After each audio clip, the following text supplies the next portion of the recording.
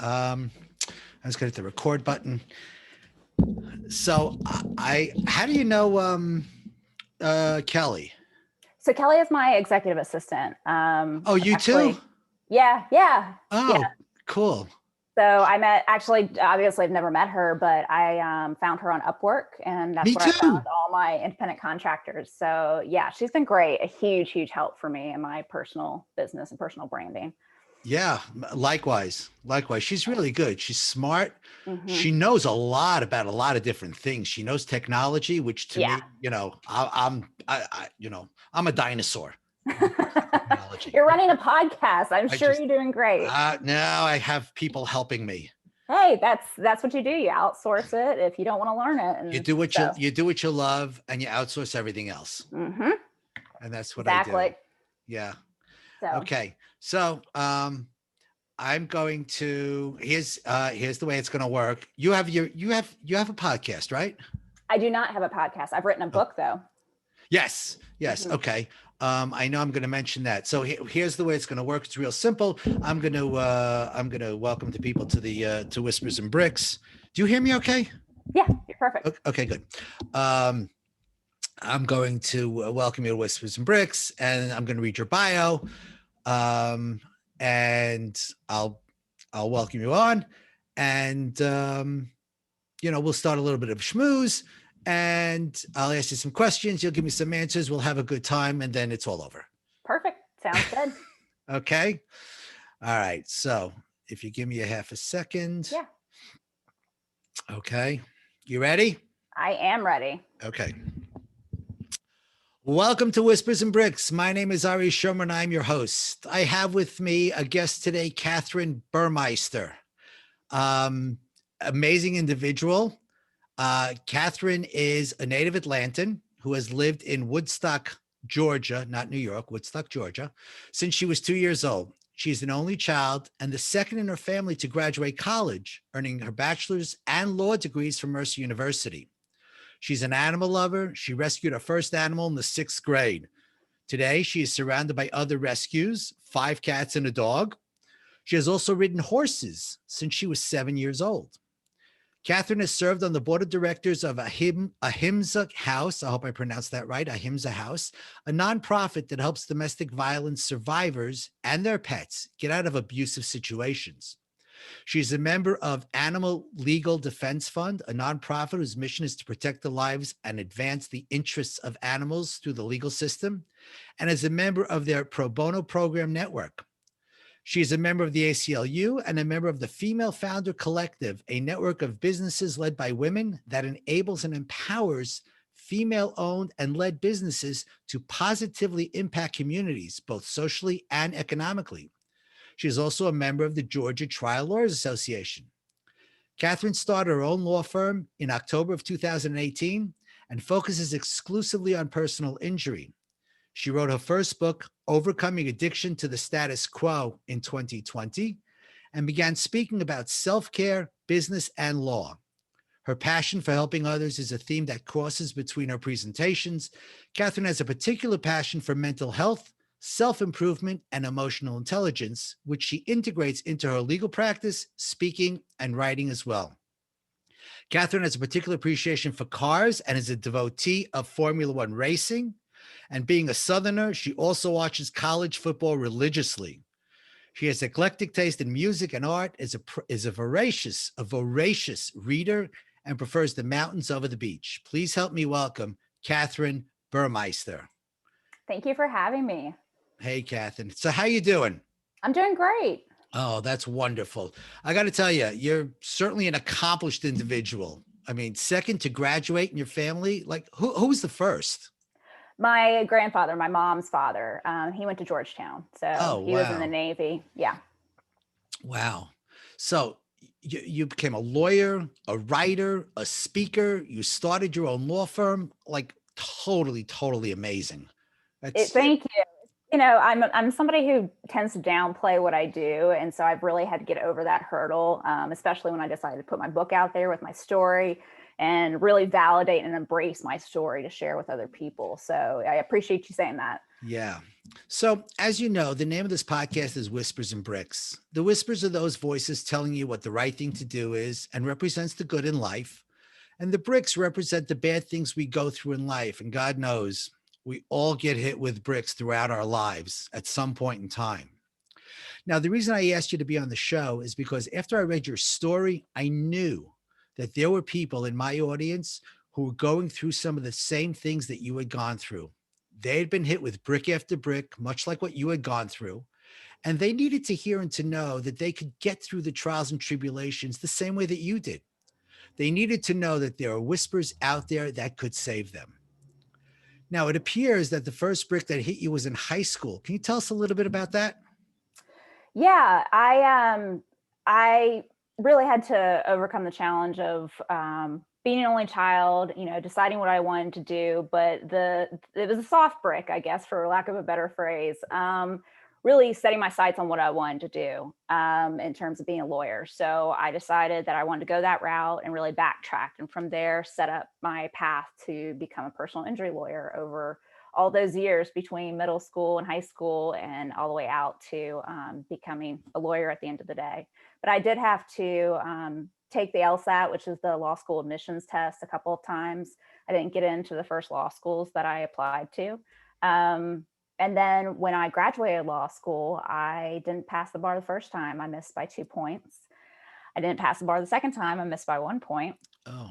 And they only offer it twice a year, right? So, and nobody wants to hire you as a lawyer because you're not one yet. Nobody wants to hire you as paralegal or legal assistant because they know you're going to be a lawyer.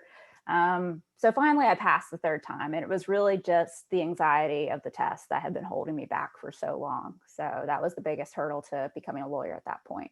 Right. But you persevered. I mean, you weren't going to let it stop you. To me, it sounds like you missed by 2 points, you missed by 1 point. That's got to be a crushing blow, but yet this just didn't stop you. You were driven, you were motivated, and you said, I'm not going to let this thing beat me.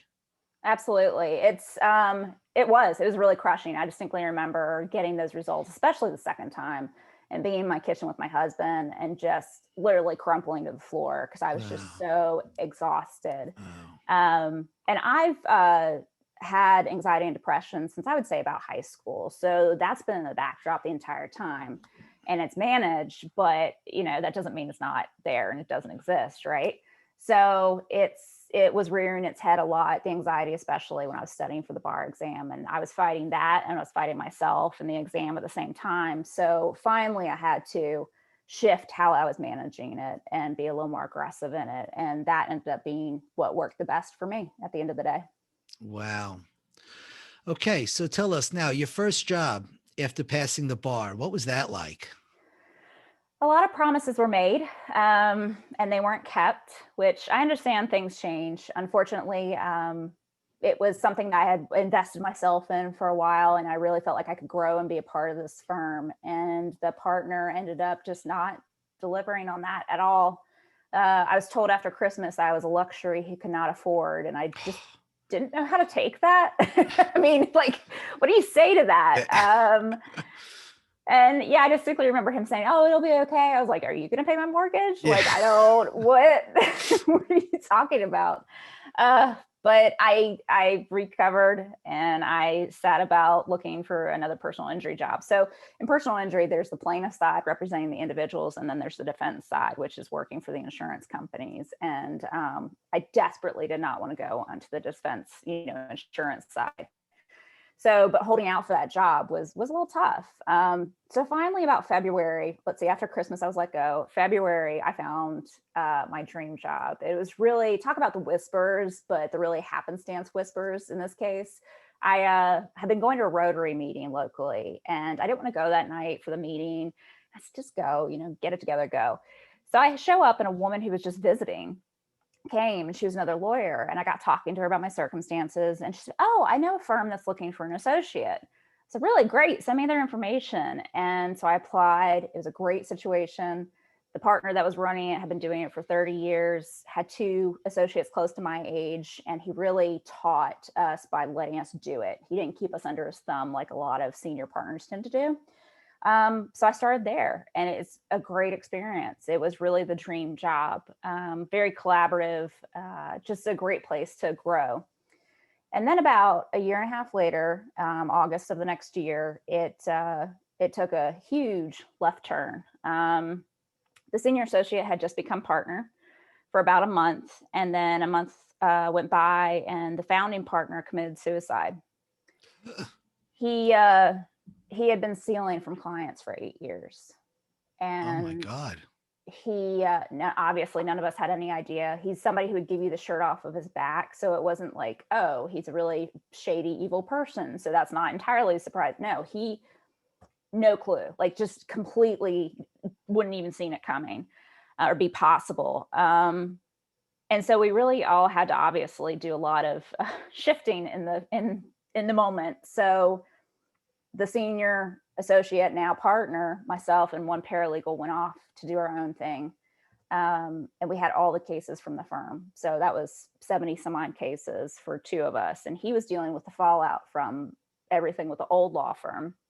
I was running all the cases, and my one paralegal was helping me. And that's a lot. That is a lot of work for one attorney and one paralegal to be doing. Well, I don't, I mean, how did you manage that? I mean, that's crazy.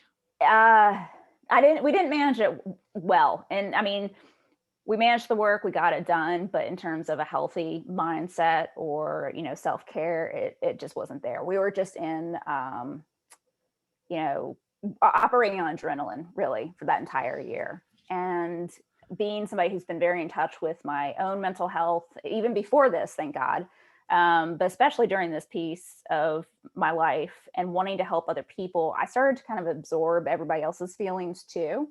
And that started to weigh on me, understandably, for, so much of that year. And it just was constant every waking minute, every day. I distinctly remember feeling like I had a vice in my chest, like it was just Oh, pushing and pulling every waking minute.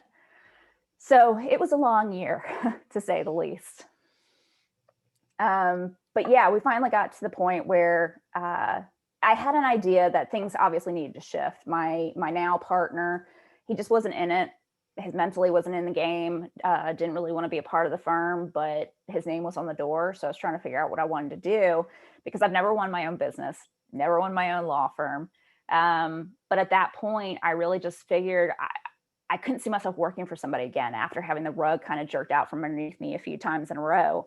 So I hit a point where I had a day where it just all came crashing down. I actually had to call my husband home from work, and because I was so concerned about where I was mentally. And my mental health was actively managed at that point, but I think it had just been so much for so long and so intense that nobody would have gotten away without having some sort of experience like that. But that's when I hit my rock bottom. And and really, what was that? What year was that? that was 2017, 2018. 2018. 2018. So it's about 3 years ago, Mm-hmm. and you hit So rock bottom. So, I mean, that must have been, I talk to people, and I always ask about that. Did you ever get to that point where you said, I give up. I'm not doing this anymore. I'm giving up on my dreams. I don't care, but you don't. I mean, you go through that phase. All right. And I know I went through that phase many, many years ago as well. And you go through that phase and you just don't know how you're going to, how you're going to cope, how you're going to get up the next morning. And then you make that decision that, like, no, I'm not going to let this beat me. Okay. I'm going to get up. I'm going to conquer. I'm going to do what I need to do. Is that kind of how it happened? I'd like to say it was that eloquent in my mind, but it really wasn't. It was just as if somebody had flipped a switch. Um, that's the best way to describe it. It was, like I said, a really dark place that afternoon and that evening. And then the next day, I just all of a sudden had this clarity. That I knew all this was too much. I knew I wanted a healthier, environment to work in. I knew I couldn't keep pulling people along that didn't want to be there. I knew all these things, right? But actually acting on them and believing that you were comfortable in the idea of setting boundaries and really changing your life, drastically compared to what I had been doing, it's scary. Even if it's for the better, it's all scary, right? Oh, So But I woke up and all of a sudden was just comfortable with it. I just had so at peace with the idea that like, okay, I'm going to open my own law firm. I'm walking away from this. I have literally done everything I can to make this work, and kind of damn everybody else that thinks it's not the right thing. And that's a big thing for me because I've always been a people pleaser in many respects. I think it's part of being an only child and being around adults for so long, so young. That was just kind of how I operated. Um, and I want things to succeed so badly, because of what we'd gone through, that it was really disappointing to me to step away from it. But after a certain point, you just have to recognize what is and what isn't about a situation. Right, right. It's, you know, a lot of times people want to do something and it's always for whatever reason, every time, and you, it's even usually your closest friends or relatives. And, you know, you say, you know, I got this great idea. I'm going to do this. And what do they usually say? They go, uh, you can't, why, just go out and get a job. Just, you know, you can't do that. You know, it's not, it's too hard. It's not, you know, just, you really should go, you know, and they're the naysayers. And, you know, I love my family and I love my friends. Okay. But when it comes time to make decisions like that, I don't really talk to them because most of the time that you go to the people that have made it, that have Yeah. done it. Okay. And you say, hey, I want to be where you're at. What do I need to do? And take the advice from them. And that kind of sounds like what you said, to heck with everybody else. Okay. I don't care what you're saying. I'm going to do this. It really was. And prior to that, I had been meeting with a number of female attorneys in Atlanta, different practice areas, and I'd started a lunch group. And it was very, again, fortuitous that we had become friends. They had all left their practices where they were originally because of something tumultuous happening to them. And that's what the catalyst for why they started their own practice.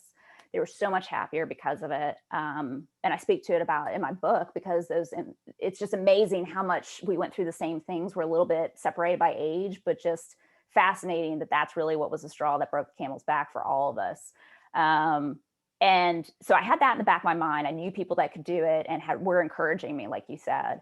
And then my husband, who's been my biggest advocate, of course, when it comes down to brass tacks, you have to look at finances, how we're going to run the home, things like that as a team. And he was concerned, he was concerned about the cost and investment of opening my own practice. And he said, well, why don't you just go work for somebody for a little longer? I was like, nobody is going to help me do this. It's such a, everybody keeps their, cards close to their chest. If I don't, know what I'm doing now, having run this past practice, I'm not going to learn. Right. And it really was the best time to do it because I had cases. I was able to split amicably from my my new partner, had a full caseload. And I figured, what's the worst that happens? I go get another job. And if you had asked me a week before that, that rock bottom, if I would have done that, I was terrified of walking away and failing, in my opinion. And it wouldn't be a failure, it'd be a learning lesson at that point if it didn't work out. But yeah, it really is amazing. I think you do, like you said, have to talk to the right people who are on that same path. And you can think about something, but until you go through it, you don't have a full appreciation as much for what challenges come to you like that. Wow. Yeah. Um, Let me ask you this. If you had to do it all over again, what would be the one thing that you would do differently? Uh,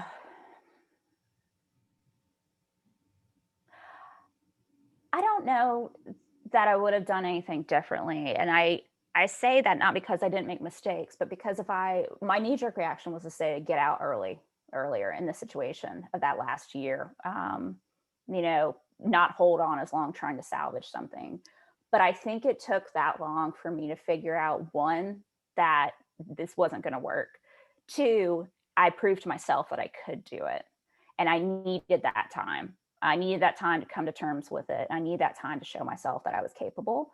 So getting out earlier really would have probably just meant me going and working for somebody else. Mhm. Um, but that's really, I don't think I would have changed anything. I would Okay. never wish this on my worst enemy, Right. but all of it lined up, and it really was like a fortunate fall. Everything happening. That's what I call it, is a fortunate fall. Yeah. So I went on your website. Can you tell us a little bit about your mission and your vision? Yeah, yeah. So my goal really is to help other professionals. I think everybody can benefit from self-care. But of course, my message and my experience is also very tailored, I think, to professionals. but help them overcome the idea that they have to live their life a certain way. And that goes from the personal life to the professional life. We are so, as a society, so obsessed with what other people think and what we should be or what we shouldn't be. And those are the shoulds, right? Or the idea of not enough. And it manifests itself in different ways for everybody. But I think it manifests itself so drastically for professionals, because we are very at the top of our careers and top of our professions a lot of times. So zero sum professions is typically where I target. So lawyers, doctors, executives, nurses, and athletes. So if you're not winning, you're losing type mentalities in your profession. You know, if you're not, in my case, winning cases, you're losing cases. If you're not saving lives as a doctor, you're letting people die. I mean, just very extreme dichotomies. And that's inherently false. Life is not about just winning or losing or surviving or not surviving. So helping people realize that they can embrace the idea of overcoming the addiction to the status quo is what I call it, because we are so tied to that, what other people think, what we think of ourselves. Because the idea of this life, to me, regardless of what you believe after, is living the best version of yourself, which I believe leads to true happiness. Because happiness is different from everybody, but the same concept, I still think, is the foundation of happiness, which is the best version of yourself. And the only way to be the best version of yourself is to let go of everything holding you back, which is external forces and yourself. Often, most of the time, is yourself at that point. Right. Correct. Correct. It's not, it's not what happens to you in life. It's how you react to the things that happen to you in life. Absolutely. Yeah. Absolutely. Wow. That's great. So the name of your book again? Overcoming Addiction to the Status Quo. Okay. And where can the audience find that? Yeah, that's on Amazon. It's on Books A Million. Or you can go to my website and it'll link you there as well. And your website is? KathrynFBurmeister.com. I'm sure you'll spell my name so I won't have to spell it out for you, but yeah. Kathryn F. Burmeister, Burmeister. Yes. Okay. Kathryn, Kathryn. Yep. F. Burmeister.com. At Kathryn at KathrynBurmeister.f. Okay. Whoa. Am I messing this up? Do it again. Yep. KathrynFBurmeister.com. KATHRYN. F as in Frank. B as in boy. UR. M as in Mike. EISTER.com. Okay. That's awesome. And before we go, do you have any words of wisdom, something you might want to leave with our audience before you go? Words of encouragement? Absolutely. Don't let yourself get to such a dark place or such an overwhelmed place before you start looking for help. You don't have to have a formal diagnosis of anxiety or depression to start taking control of your sense of being overwhelmed or setting boundaries in your life. Everybody benefits from mental health awareness and actively and proactively taking care of themselves that way. So don't let any perceptions or status quo out there about what mental health is or isn't hold you back from making your life better day to day. In other words, don't worry about a stigma or anything like that. Just do what you need to do. All right. At the end of the day, you're going to do what's best for you. And unfortunately or unfortunately, a lot of the people that we come across, they really don't have your best interest at heart. They may sound well-meaning, but sometimes it's just, it's just the wrong type of advice. And I think, again, listening like the name of the show is The Whispers, listening to those whispers that are telling you, hey, you need to get help, or you need to do this, or you need to do that. Those are the whispers. You needed to go to that Rotary, right? You didn't want to go, but you went, but the whispers were telling you, no, you need to go. Okay. And it was obviously for the good. Great. Kathryn, thanks so much for sharing your story with my audience. I'm sure you've touched the hearts of many in my audience. Good luck going forward. Keep up the good work. You've been listening to Whispers and Bricks, and I'm your host, Ari Showman. Until next time, listen to the whispers, avoid the bricks, and never, ever give up on your dreams. Bye for now. Kathryn.